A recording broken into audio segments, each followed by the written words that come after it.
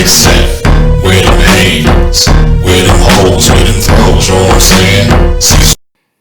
There are people who want to use the martial arts to help fight against the bad environments that children in because they want to keep children in bad environments from becoming psychopaths. That's not just me saying that.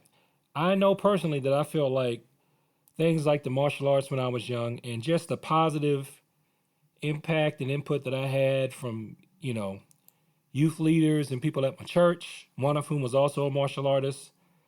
I felt like, just all of the positive influences that I had, people shining light on the teen darkness that I was going through.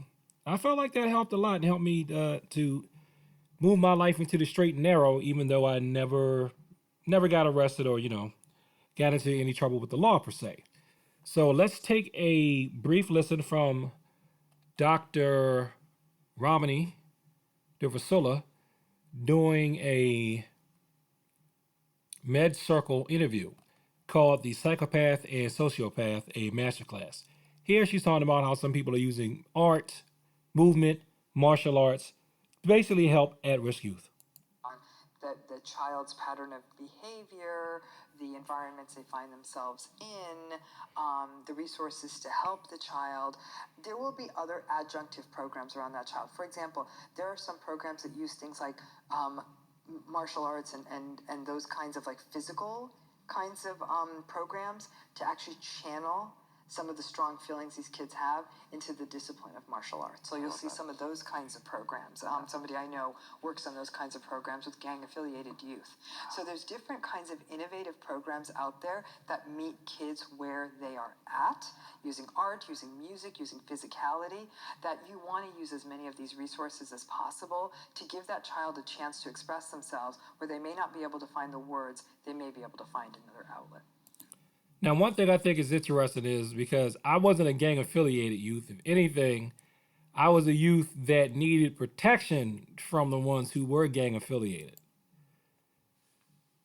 But still, a lot of young boys are angry for various reasons. And being able to fight and protect yourself, ultimately, because you can protect yourself, you don't feel the need to fight to prove that you can protect yourself, to prove manhood. It's like once you get you get over that hump, you get used to being hit without feeling like every time somebody touches you or comes into your space or hits you that it's automatically World War III, let's drop the nuclear bombs, disrespect. You feel comfortable being able to protect yourself without having to grab a weapon or rely on large numbers. It frees up the brain from less fear and more reason, more communication. Learning how to breathe when you're under stress helps you to free up the brain to more reason, more communication, in my opinion. That's the way I think it helps kids. But a little bit later in the interview, someone makes this point. Pay close attention, because for many folks I've worked with over the years, even students I've talked to, if one person had listened to them and paid attention to them when they were children, things could have turned out quite differently. Yes. Yep. That one person can be their martial arts instructor. That one person could be another student in the martial arts class. That one person could be a senior student. Putting them in that environment around positive martial artists, not people who want to drag them out into the alley and get them into bare knuckle fights and have them taking steroids and all this other stuff. No. But people who are usually, teaching the values, courtesy, integrity, perseverance, self-control, and downable spirit. Maximum efficiency, minimum effort, mutual welfare and benefit. Teaching them the values that are supposed to come along with a traditional program, especially one that's geared towards children. Having them function, if they want to be competitors, have them function with honor and integrity in the heat and spirit of competition. All of that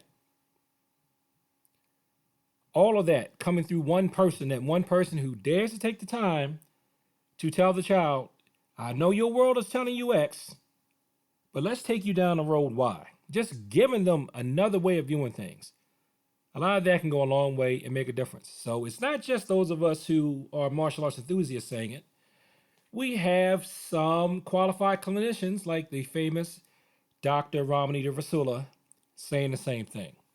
So the moral of this story is Hey, you got a child? You worried about them? Or even if you're an adult, you worried about yourself? Think you might be losing it? Think your child might be losing it? Try out a martial arts class. I've been around long enough to tell you that I cannot promise you that the martial arts are going to 100% all the time, everywhere, absolutely, positively shield you from mental anguish, mental pain, spiritual pain, mental illness. But I do think it helps.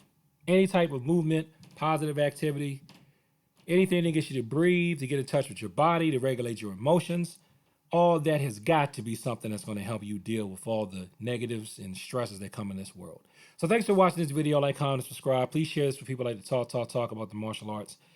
And if you want to go into a deeper look at the differences between the psychopath and the sociopath, take a look at the video that I'm going to use as reference in the link in the description. And peace. And as always, thank you for your time.